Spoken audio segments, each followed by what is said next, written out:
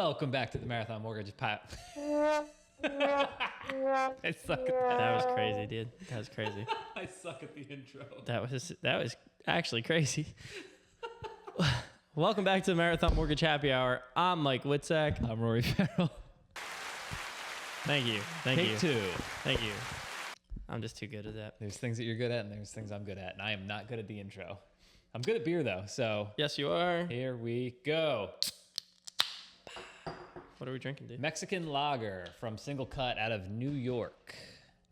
And for those of you who don't know what a Mexican lager is, it's a traditional light lager, but they typically add lime, and this one actually has a little touch of salt, as they say. So, think of a margarita in a beer. So 5%, perfect for a day like today, nice and hot, nice and humid. Oh, it smells amazing. Cheers. Oh, it smells so good. Yeah, you're wishing you weren't counting those calories right now. Oh, and it tastes so good, too. Ooh-wee. Yeah, that's good. That's a good one. So special really good episode today, old school episode where it's just me and Michael. Yeah. My old pal What's Michael. up, dude? Here. Yeah, we don't get to just chat very often anymore. know.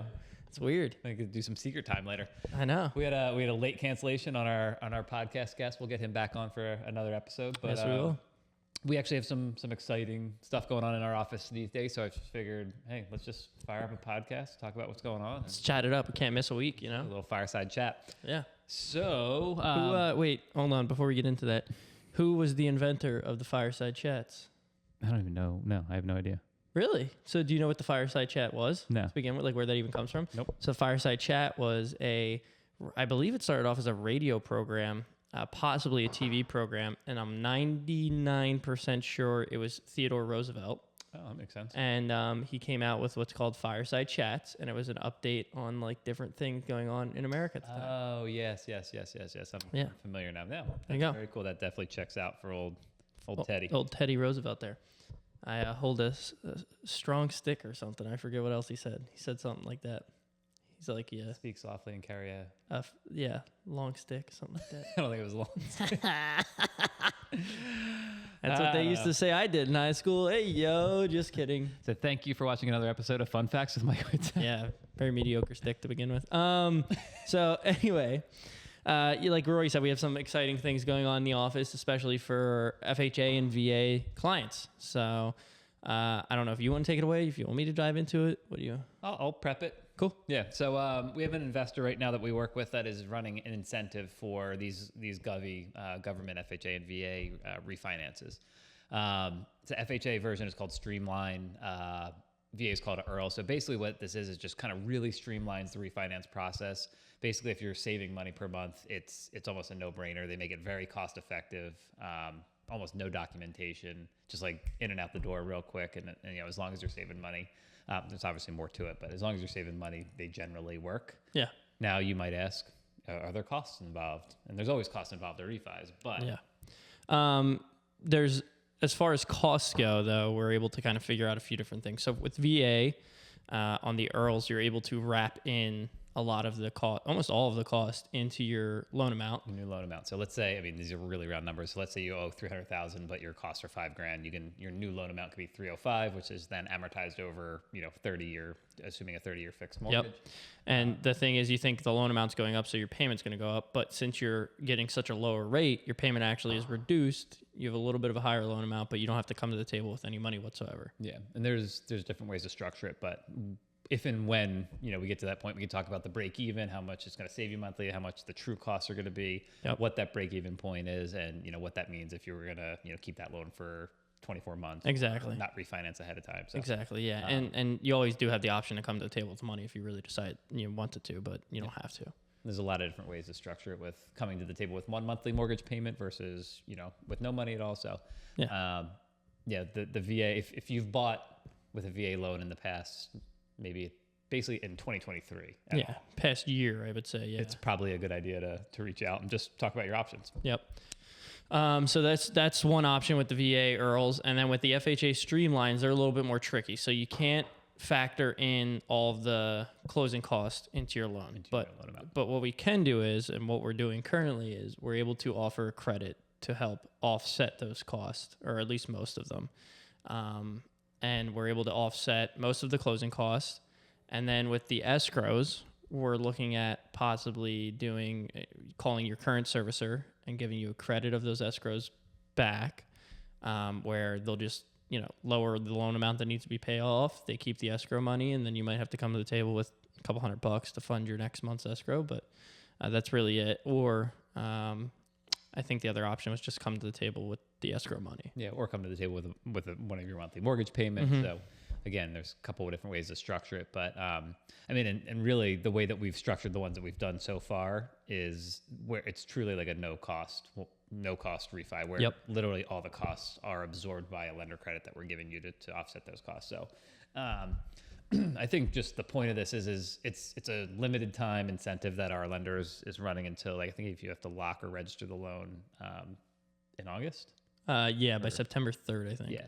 So if you've bought in the last year or so, or within 2023 with a VA or an FHA loan, it's just worth reaching out, and we can talk about options, and it might not work, and if it doesn't work, or if it doesn't, you're not saving enough, we're gonna probably tell you, hey, you're only saving $40 a month or whatever, so don't do it. But I mean, you were looking at a couple today. How much are you saving your client? Yeah, I had a guy, specifically a client I'm working on right now, that I'm saving probably $200 a month roughly. I'd say maybe a little bit less than that because the loan amount's going to have to go up, but it's well over $150 a month he's saving. I think Tom's client was like hundreds of dollars a month. So I mean, especially if there are costs involved, it often, depending on how much you're saving, it often will offset that to the tune of like a couple months, and then all of a sudden it's worth doing. Yeah, so. Especially if you locked in last like October, September, November area, that those 3 months were really high rates. You're in the 7% range. I had another client I've been looking at, I have to reach out to, that their rates at 7.5%, and we're looking at doing 6 flat right now, or 6 and 1/8. So. Anyway, long story short, it was a short podcast, a punchy podcast. We got a lot of good information out there. But the moral of the story is if you bought with FHA or VA in the past year and a half, reach out. Did you want to do wins? Yeah, I could do a win. Okay, go ahead. I was on vacation last week, even though we got the podcast out, staying consistent. And I pretty much, in true vacation fashion, as soon as you go on vacation, all of a sudden you get busy. So I tripled the amount of loans that I did last month in about 3 days of vacation. So, happy for the business and grateful for the business, but paid for vacation. Yeah, kind of. It was a nice little bump at the end of the month. So yeah, for sure. I'm really pissed this beer's good because I'm gonna drink this. Unfortunately, just have to skip dinner now. Who is this? Single Cut Beersmiths? Is that what this is? I think that's what they. Yeah, everyone. It's just called Single Cut. That's what. Hey, Single Cut. If you want to send us more of this, feel free to. We're looking for beer sponsors. My win would be. What would my win be? I think Hey, look. All honesty, past like month and a half been brutal, but it's been tough. I think it's been tough for everybody. You and Tom kind of pulled out strong end of the last month or this month here. The roller coaster went up. Yeah, the roller coaster went up. For me, the roller coaster's stuck at the bottom right now. But but yeah, we're working on maintenance and we're getting through it. So I would say my win is probably I've been dieting and staying consistent with my workout. And I was like last week on my app that I track everything. You get like a gold star if you hit your things, and I got a high five from your best buddy. Hey, there. I got 6 out of 7 gold stars last week, so I will take that all day. So that you're about to get a bronze. Yeah, now I'm gonna get I'm not gonna medal. But hey, it's all good. So I think that would be my win. Cool. Yeah. Well, happy Friday. Happy Friday. Shout out the Olympics. Shout out Shark Week. USA baby. Yeah, Shark Week. Yeah. Dude, you can't.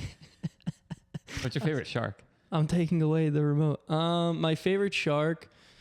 I'm a big fan of great whites, obviously, because they're large and cool. It's a basic answer. But I would have to say, if I was picking a favorite shark, either a whale shark or a mako.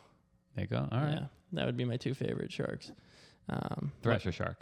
Yeah, thresher. Yes, exactly. That is a mako. Yeah, good job. I didn't know that. I believe so. Yeah, I believe it's the same. No, it might be slightly different. Wrong.